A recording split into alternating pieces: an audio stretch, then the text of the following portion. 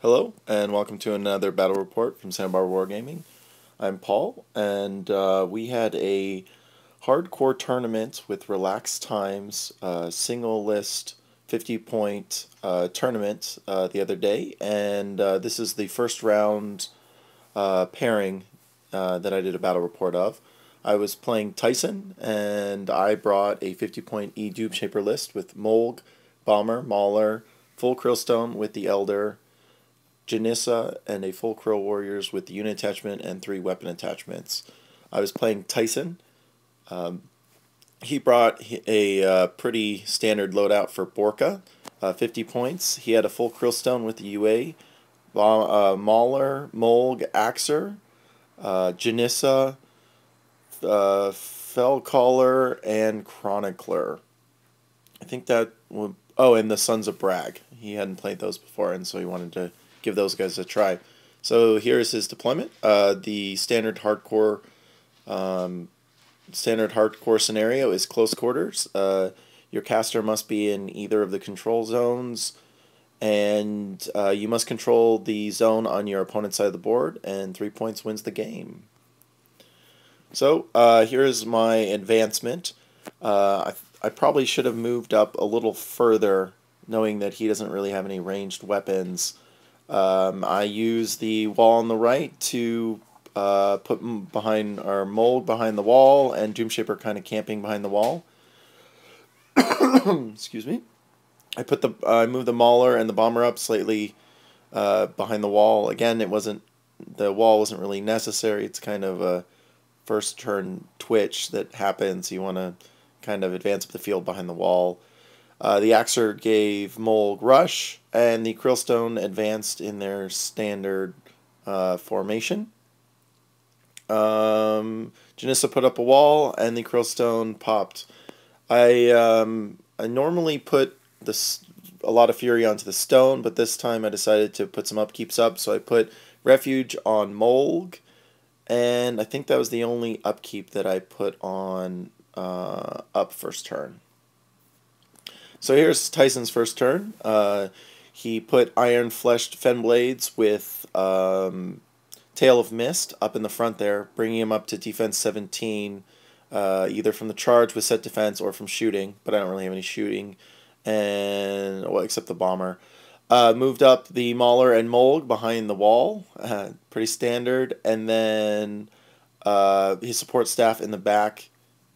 He also has the Krill Stone, which I didn't talk about during deployment. So moving up, Sons of Brag on the right, Fenblades in the front, Battle Group in the middle, spanned by the Krill Stone. So you can see Tyson's an awesome painter. He does it by trade, and so here's some beautiful pictures of his models. I really like what he did with the Extreme Mauler. So pretty nice playing against a fully painted army, unlike myself. You can see on the right there, Tail of Mist up on the Fenblades, and the Sons of Brag.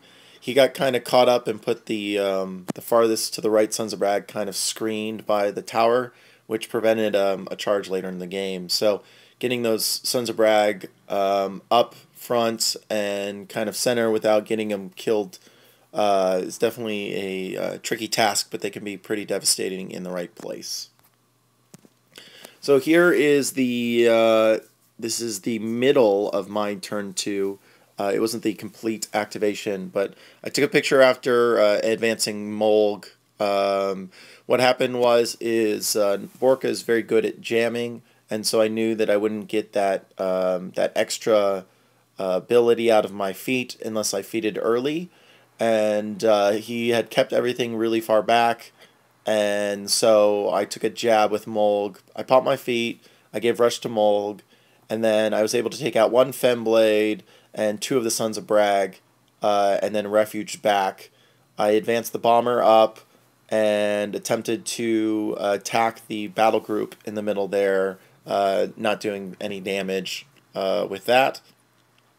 The Mauler advanced to counter any counterattack from him. I like to keep the Mauler a little farther back, definitely to not lose too many pieces in the peace trade early on.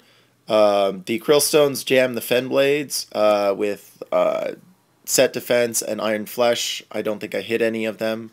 But the Mole killing one of the Fen Blades to goad into the Two Sons of Brag, they will get a Vengeance move. So I will talk about that, the pairing between the Krill Warriors and the Fen Blades a little later in the battle report.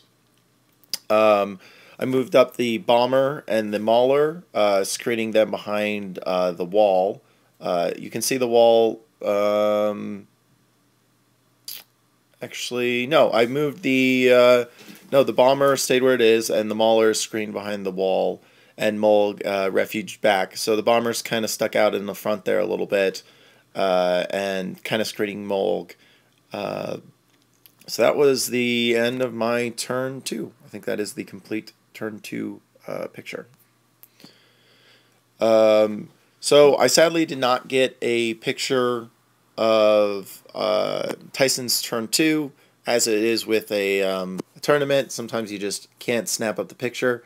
So in Tyson's turn 2, he popped Borka's feet, giving him an extra 2 inches, but not a free charge for the War Beasts.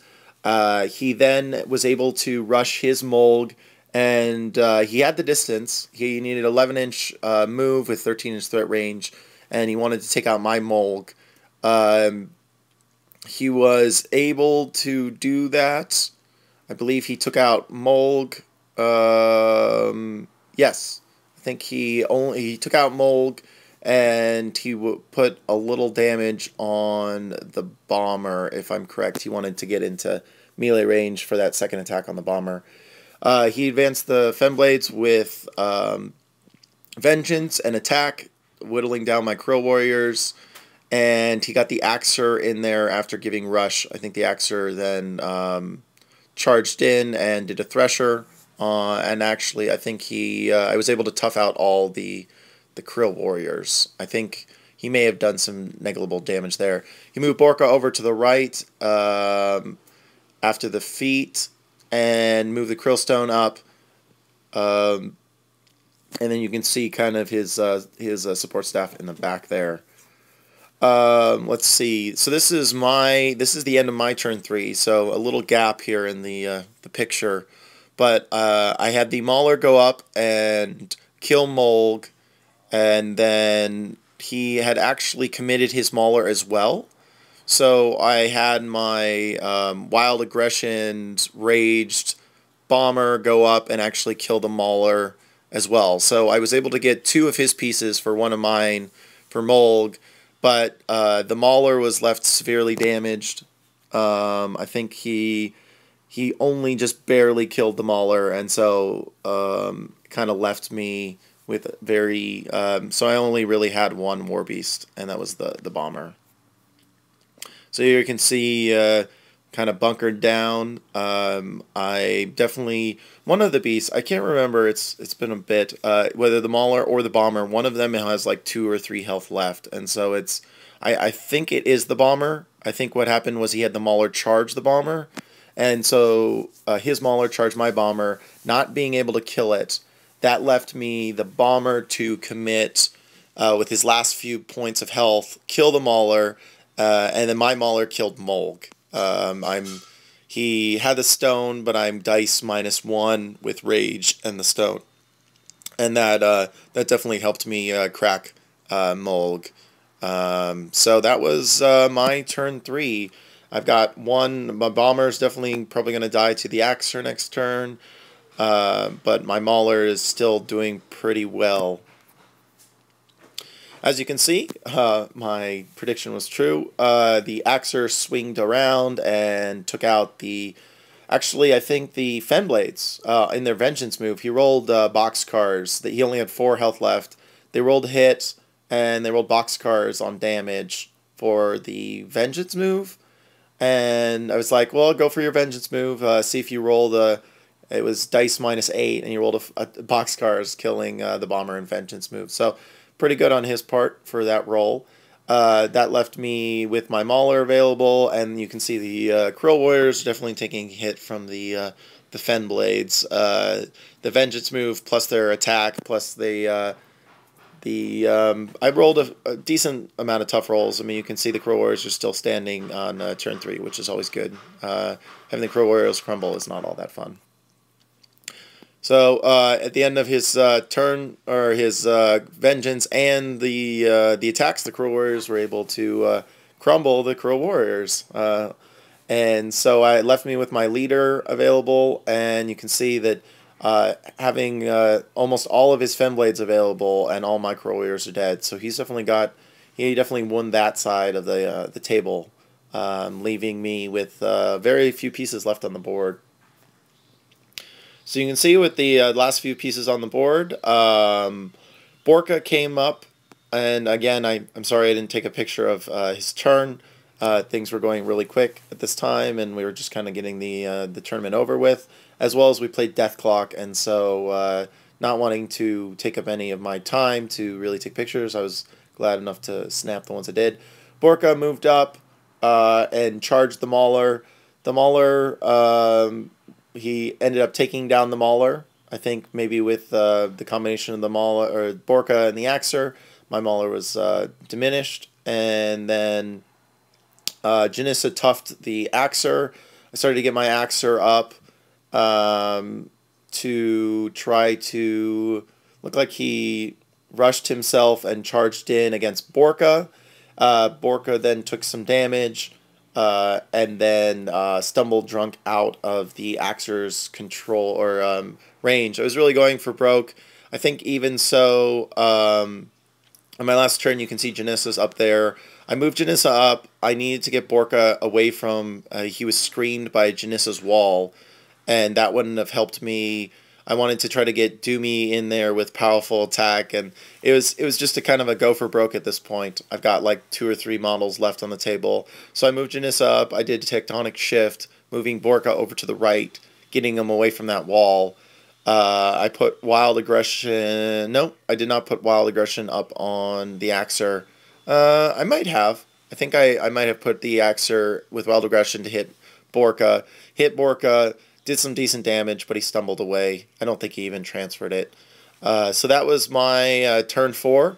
I think last turn he got a control point, and then on my turn, he got a control point, or on his turn he got a control point, and then my turn he got a control point last turn. So he's sitting at 2, and so I needed to toe in with Doomshaper, or he would have won on Scenario.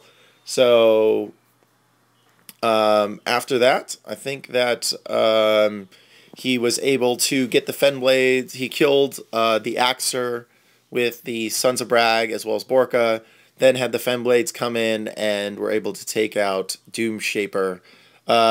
Pretty nasty battle.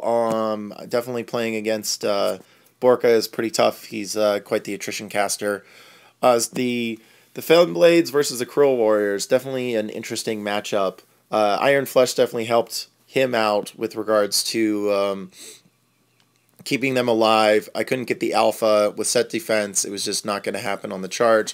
As well as they have Vengeance, which really allows them to swing twice a turn, and when they're already jammed, they do a great job of that. So versus the Fenblades, the Crow Warriors don't do very well. He could definitely chew through my numbers, which I really rely on a lot. It's just that the number of bodies sitting around taking up advancement space, so he can't advance through them.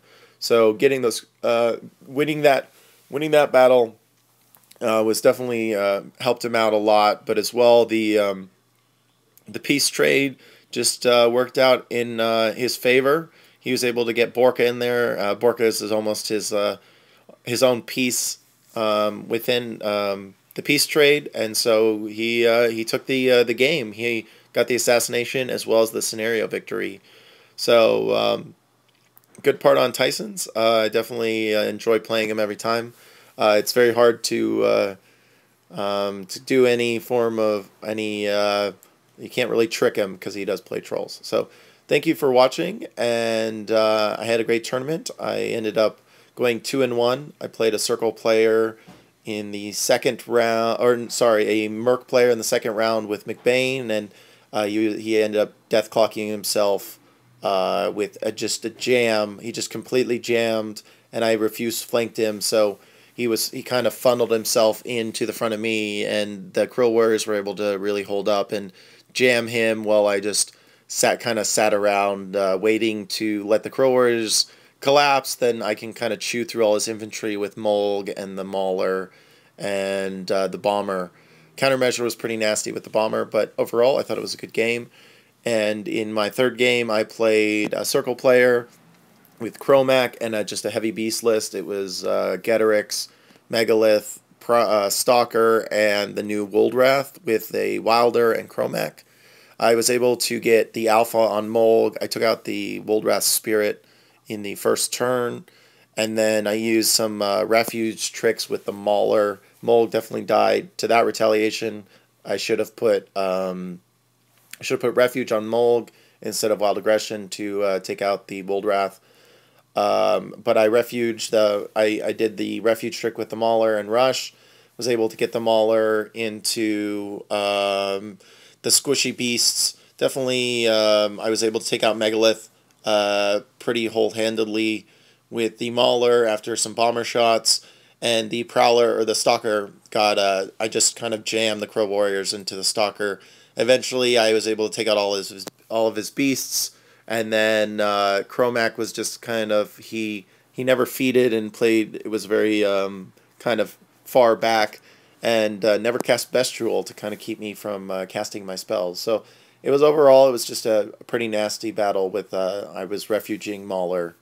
So yeah, 2-1. I was really happy to enjoy the tournament. I hadn't played War Machine in quite some time in a tournament setting, so I really enjoyed that. Anyways, thanks for watching, and have a good one.